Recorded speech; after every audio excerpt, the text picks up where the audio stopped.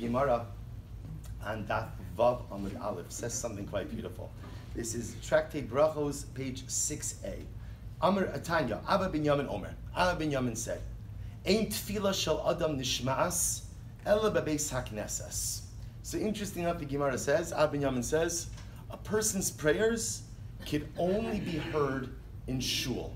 A very dramatic statement. A person's prayers can only be heard in shul. Why? The Gemara says, where do we get that from? Shene'emar lishmoa el harina el hatfila. Because as the pasuk says, to listen to the rina, the song or the supplication, el hatfila. So Rashi comments over here. Rashi says, so the Gemara says, b'makom rina, where rina occurs, rina refers to the songs, thanksgiving that we give to HaKadosh Baruch Hu. Where that occurs, that's where tefillah, which really means requests, occur as well. You can't daven, the Gemara says, Abba bin Yamin says, ain't tefillah sha'adam nishmas. You can daven wherever you want, but if you want your prayers to be heard, your prayers are only heard in shul. A very dramatic idea, certainly not agreed upon by everyone, right? We certainly operate with the concept that prayer can be heard wherever you are.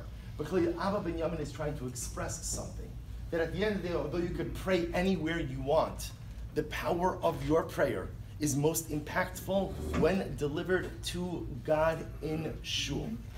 So the Gilion Hashas Rabbi Akiva Eger adds on to this, and he says, Ella im Tzibbur.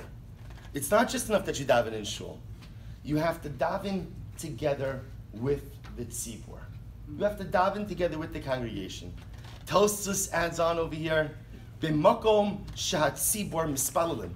That it's not just enough to daven in shul with the tzibur, with the congregation, but you have to daven where the congregation is davening, which is interesting. I guess what that means is, if you come to shul and you daven in a different part of the building, not ultimately again where the tzibur is, that's not called davening in shul. And I'll tell you something amazing, a halacha and then a piece of hashkafa. The halacha is, based on this, the Mishnah Berurah says something amazing. The Mishnah Berurah says, you see from here, that when you come to shul, that ultimately, again, the most important aspect of coming to shul is davening together with the congregation where the congregation is. To which the Mishnah Berurah says something absolutely amazing. I'll give you a totally hypothetical example. Let's say Shabbos morning, someone walks in and it's Musaf time. I know, ridiculous example, never happens, right? Maybe across the street, I don't know, but right, you walk in, it's late, you come in at Musaf, and you decide to go ahead and you're davening Shachris together while the Tzibbur is davening Musaf. What's the halacha, says the Mishnah Berurah? You have fulfilled the obligation of Tefillah b'Tzibbur.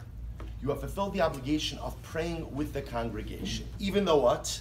Even though you're praying Shachris, the congregation is davening Musaf, your tefillah is still called tefillah b'tzibur. What do you see from here? You see from here that at the end of the day, not as good to come late. That was not the takeaway message from this. Right? But what you see is something dramatically amazing. The power of being a part of a congregation. When you are part of a shul, it's true, you can walk into any shul you want. But the goal in life is not just to walk into a shul. The goal in life is to walk into your shul, to make a kviyas, to say, this is my place of connection. This is where I come to speak to God. This is where I come to connect with my friends. This is where I come to connect with myself.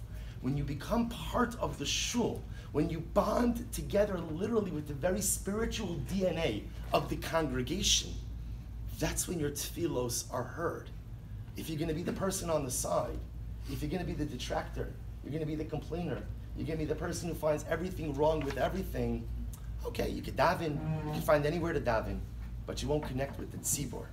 And if you don't connect with the tzibur, says Abba bin Yamin, my tefillos, my prayers, fall flat.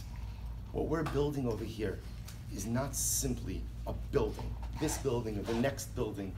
We're building something so much more profound. We're building a kivila. We're building a miniature Beis Hamikdash.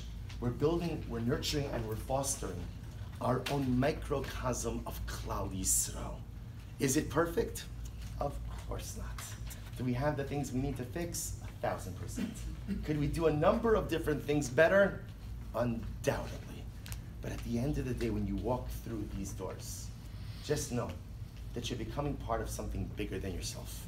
You're becoming part of the Tzibbur. And when you become part of the Tzibbur, your tefillos are heard, your self actualizes, and you're one step closer to making all of your dreams and aspirations a reality.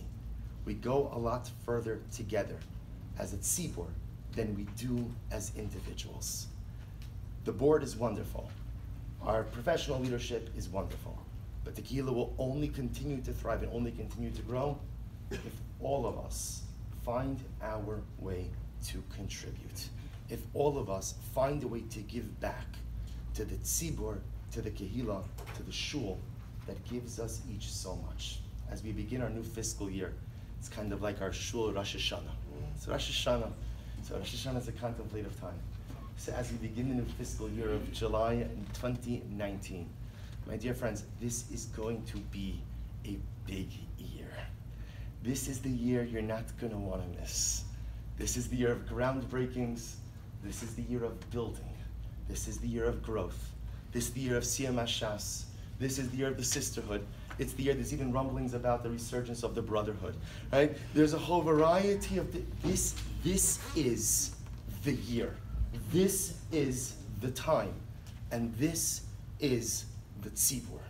Maybe Bizocha Eretz Hashem to accomplish great things in this new fiscal year, and in Eretz Hashem in the years ahead. Maybe Bizocha to build something gashmi, physically beautiful, and more importantly, maybe Bizocha Eretz Hashem to create a spiritual edifice, a spiritual infrastructure, and a spiritual family that endures for many generations to come. Thank you.